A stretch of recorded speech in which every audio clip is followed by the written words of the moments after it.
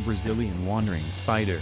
There are 8 different types of Brazilian wandering spiders, and as you may have guessed, they are predominantly found in Brazil, with a few species spread out across Latin America. They are about 2 inches long with a leg span of about 6 inches. Brazilian wandering spiders differ from other spiders because they don't lure prey into a web. Instead, they spend most of their day in cool areas. Then at night, they hunt on the floors of the forests. They either way to ambush their prey or directly attack them, making them some of the most aggressive spiders in the world. However, they are not aggressive towards humans. Actually, none of the spiders on the list are. Most of the time spiders bite humans because they feel trapped and or cornered. That being said, you definitely do not want to frighten a Brazilian wandering spider. After a bite, the person may experience a burning sensation in the area of the bite, along with goosebumps and sweats. About 30 minutes later, the person's blood pressure may increase or decrease and their heartbeat may go faster or slow down. Nausea, abdominal cramping, blurred vision, hypothermia, vertigo, and excessive sweating are also symptoms of a bite from a Brazilian wandering spider. Another unusual side effect is that in males, it can cause a painful erection that could last several hours. Needless to say, when the Brazilian wandering spider was found in a bag of bananas purchased by a family in Leicester, England, the tabloids had a field day writing horror stories about the terrifying venomous spider that causes erections. The good news is that in most cases, the Brazilian wandering spider doesn't secrete enough venom in a bite to cause serious damage. A study from 2008 found that from all bites, only 2.6% needed antivenom. However, it is still important to seek medical attention after a bite because 10 recorded deaths have been contributed to the spider. Brown recluse spider. You'll know when you see a brown recluse spider because of a violin-shaped marking on the top of their cephalothorax, which is a fused head and thorax. This is why brown recluse spiders are sometimes called fiddleback or violin spiders. But what really sets them apart is that they only have 6 eyes instead of 8 like most spiders. Brown recluse spiders are only found in central and southeastern United States and they are fairly small, about the size of a penny. However, for being a small spider they can pack a powerful bite. Luckily, 90% of bites don't require medical attention and usually don't scar. For the other 10% who are sensitive to the spider's venom, well, it definitely isn't a fun experience. First, a white blister will grow around the bite and the tissue may become hard. The area of the bite can develop blue-gray or blue-white patches that have ragged edges and are surrounded by redness. Even more frightening is that a bite can develop into a volcano lesion. This happens when the tissue around the bite becomes gangrenous and this results in a nasty open wound. As for how big these wounds get, they can be as big as a human hand. Usually, it takes 8 weeks to heal, which is a long time to recover from anything, but it sounds like a lifetime to have a gaping, gangrenous wound on your body. Luckily, fatal brown recluse spider bites are incredibly rare. There were only 2 recorded deaths between 2004 and 2014. False widow spider. False widow spiders are believed to have first come to England in shipments of fruit in the 1870s. They are often cited as the most venomous spider in England, and currently their population is expanding due to climate change. The symptoms of a bite are often quite different. However, the bitten area can swell up to the size of a tennis ball. Professional soccer player James Gray was bitten by a false widow spider on his right arm in March 2016. He said at first he didn't think much of the bite. It just developed into a red spot. He said that he felt run down, but didn't think that it was the spider bite that caused it and attributed his fatigue to his training. He only found out about the bite when he went to see the team's doctor a few days after the bite. By then the infection had spread and he was hospitalized. He had surgery and they cut the infection out, leaving a hole in his arm. He was ultimately sidelined for a month because of the spider bite. There is only one death related to a false widow spider. In 2014, Pat Goff Irwin died a month after being bitten by a false widow spider. However, it was never proved conclusively and spider experts say that there is nothing in the venom of a false widow spider that could kill a person. The six-eyed sand spider is a relative of the recluse spider and it is only found in the deserts of southern Africa.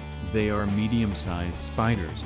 They are about 0.3 inches to about 0.6 inches long, and they are covered in little hairs called setae. These hairs pick up particles of sand and it makes a camouflage for them. In addition to covering themselves in sand, the six-eyed sand spider also hides by burying itself in the sand. When its prey gets too close, the spider ambushes it. No one is exactly sure what happens when a six-eyed sand spider bites someone. There are only 2 suspected cases of envenomation, but they couldn't be confirmed. However, studies in labs have shown that the venom is quite dangerous because of a toxin called greotoxin. Once it enters the body, it starts to destroy tissue and organs, so it ends up acting like sulfuric acid and eats away at the flesh, creating a lesion. Shortly after being bitten, hemorrhaging will start and the toxin spreads to the kidneys and liver, leading to death. Currently, there is no antivenom.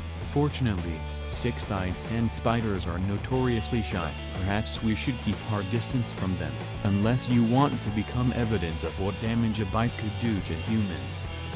The black widow spider. One of the most notorious spiders is the black widow spider. They are found in regions that are temperate, dark, and dry throughout much of the world, including the United States, South America, Africa, Southern Europe and Asia, and Australia. The females are the most distinctive of the species for several reasons. The first is that they are about twice the size of males, and they are about 1.5 inches long. They have an hourglass-shaped body that is shiny. Also, on the underside on the right abdomen, there is a distinctive red hourglass marking.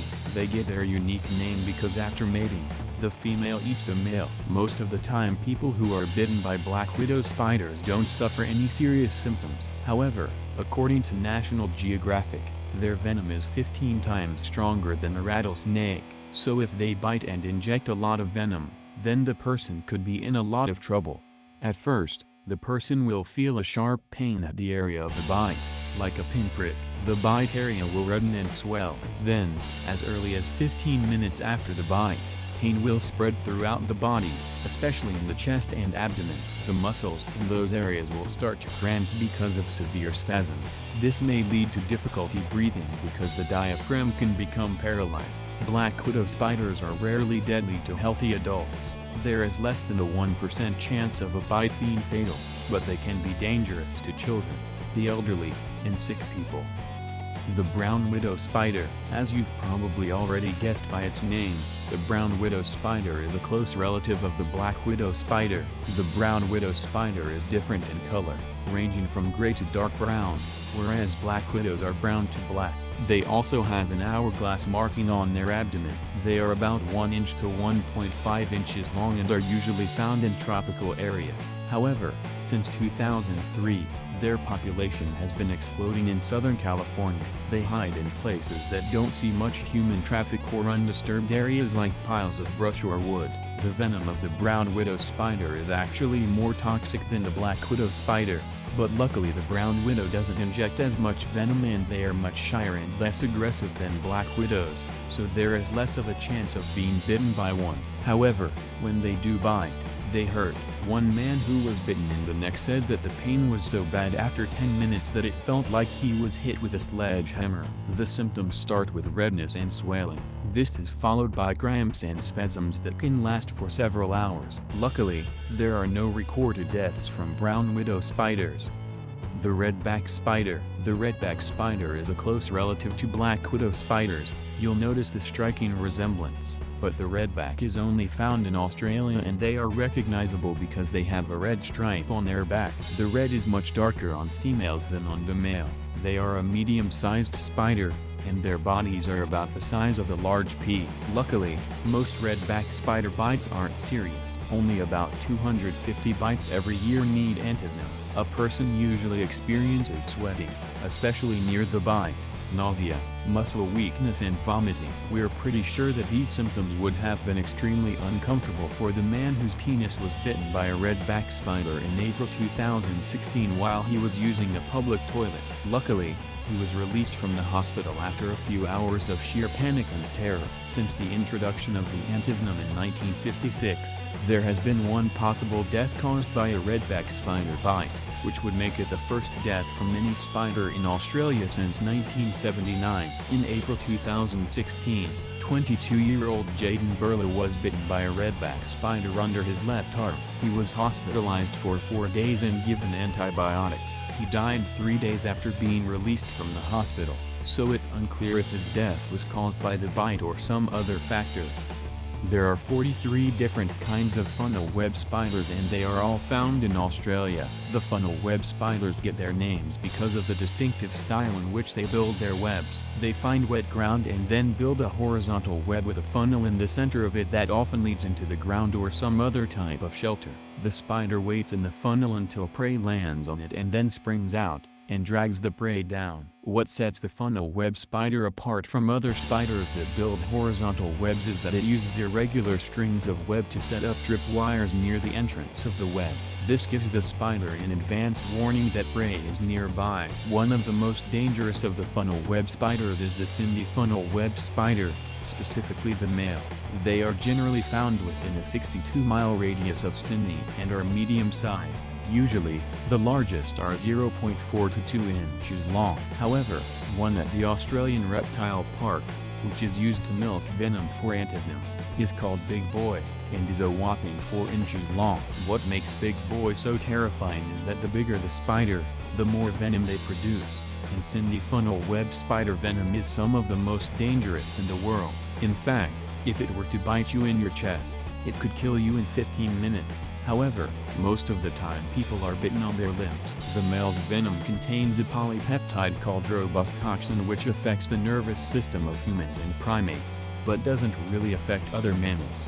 What happens when you first get bit is that it will be extremely painful because the Sindhi funnel web spider has long fangs and the venom has a high pH level. After the bite, the person may start drooling because they have numbness around the mouth and excess saliva.